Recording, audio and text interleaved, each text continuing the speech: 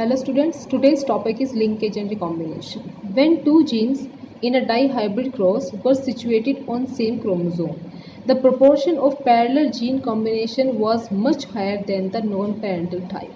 There is a scientist Mr. Morgan, इन्होंने भी बहुत सारे जेनेटिक्स के ऊपर एक्सपेरिमेंट कंडक्ट किए. इनका जो एक्सपेरिमेंटल मटेरियल था that is a fruit fly drosophila melanogaster. इनका भी जो भी आपकी एक्सपेरिमेंट्स थे वो मेंडल्स के जो लॉज थे उनके सपोर्ट में ही थे. तो इन्होंने क्या कहा इन्होंने लिंकेज को समझाया. लिंकेज बताया कि एक ही क्रोमोसोम के ऊपर बहुत सारे जीन्स एसोसिएटेड होते हैं, बहुत सारे जीन्स लोकेटेड होते हैं. तो अगर वे जीन्स आपस में बहुत पास हैं तो वे आपस में एक बॉन्डिंग शो करते हैं. That bonding is called linkage. तो अगर जीन्स बहुत पास हैं एक ही क्रोमोसोम्स के ऊपर तो उनके अंदर लिंकेज हाई होता है, और अगर वो जीन्स बहुत दूर दूर सेपरेटेड हैं तो लिंकेज वहाँ पर बहुत कम हो जाता है.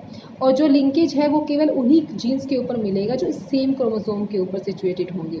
अगर उसके होमोलोगस किसी दूसरे क्रोमोसोम के ऊपर जो जीन्स होंगे वे लिंकेज शो नहीं करते हैं. Linkage is only found on the same chromosome. ठीक है.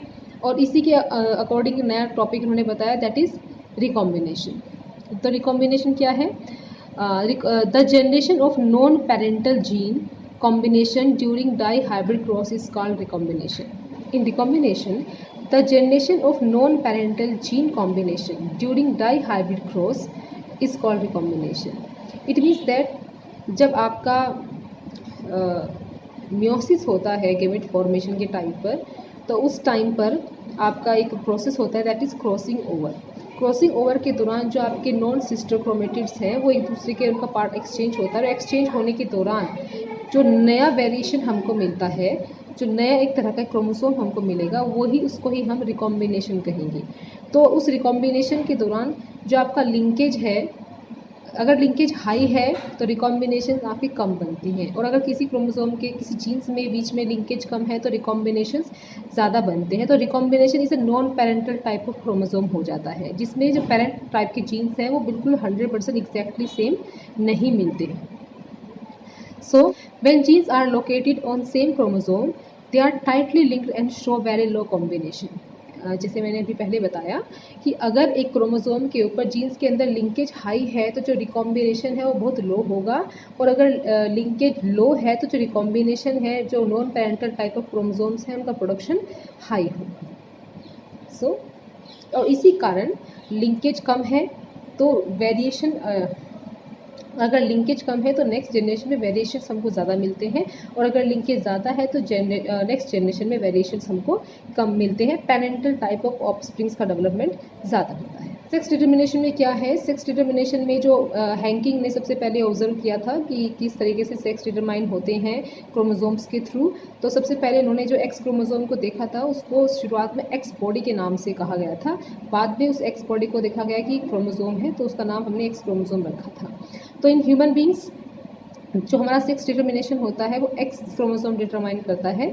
अगर एक्स और एक्स दोनों होमोलोगस कंडीशन में है तो फीमेल चाइल्ड होता है, और अगर एक्स और वाई है तो वो मेल चाइल्ड होता है. तो ह्यूमन बींग्स में हमको मेल होमोगेमिटी और फीमेल हेट्रोगेमिटी देखने को मिलती है. मेल में आपके दो अलग अलग तरह के क्रोमोसोम होते हैं एक्स और वाई, तो हेट्रोगेमिटी, और फीमेल में दोनों क्रोमोसोम सेम काइंड के होते हैं एक्स एक्स, तो दैट इज़ होमोगेमिटी. बर्ड्स में जो सेक्स डिटर्मिनेशन के लिए क्रोमोसोम्स होते हैं दैट इज़ जेड और डब्ल्यू. बर्ड्स के अंदर हमको मेल होमोगेमिटी और फीमेल हेट्रोगेमिटी देखने को मिलती है. मेल के लिए जेड जेड क्रोमोसोम कॉम्बिनेशन होगा तो मेल होता है, और फीमेल में जेड और डब्ल्यू कॉम्बिनेशन होगा. तो यहाँ पर ह्यूमन से बिल्कुल अपोजिट है, मेल होमोगेमिटी और female heterogamety. Next topic is mutation. So mutation is a phenomena which result in alternation of DNA sequence and consequently results in the change in the genotype and phenotype of an organism. So mutation is a sudden change in DNA. अगर DNA में किसी भी तरह का alternation हो रहा है, किसी भी तरह का चेंज आ रहा है तो दैट इज़ म्यूटेशन. तो जिस ह्यूमन बीइंग में हमको म्यूटेशन देखने को मिलेगा पहले उसके जीनोटाइप में चेंज आता है, और जीनोटाइप के कारण फिर उसके फिनोटाइप में भी चेंज आता है, फिनोटिपिक कैरेक्टर में भी डिफरेंस हमको देखने को मिलता है. Mutation is of two types, gene mutation and chromosomal mutation. In gene mutation the mutation that arise due to the change in single base pair of DNA, अगर डीएनए के केवल सिंगल बेस पेयर में कोई भी change आ रहा है या वो रिप्लेस हो रहा है, डिलीट हो रहा है उसमें, या फिर कोई नया बेस पेयर ऐड हो रहा है, किसी भी तरह का सिंगल बेस पेयर में अगर कोई भी चेंज या वेरिएशन आ रहा है तो ये आपका जीन म्यूटेशन या पॉइंट म्यूटेशन कहलाता है। Sickle cell anaemia disease is an example for point mutation. Second is chromosomal mutation.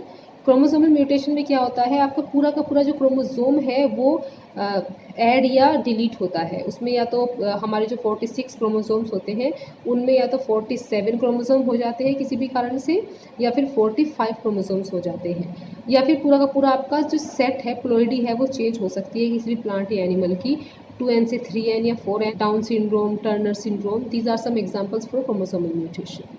Genetic disorder, जो जेनेटिक डिसऑर्डर्स हैं ये भी आपके म्यूटेशन के कारण ही अराइज होते हैं, तो उसी हिसाब से आपके जो जेनेटिक डिसऑर्डर्स हैं उनकी भी दो कैटेगरी है, जेनेटिक डिसऑर्डर और क्रोमोसोमल डिसऑर्डर। जेनेटिक डिसऑर्डर आपके पॉइंट म्यूटेशन के कारण अधिकतर डेवलप होते हैं। सो कौन कौन से आपके जेनेटिक या मेंडेलियन डिसऑर्डर्स हैं?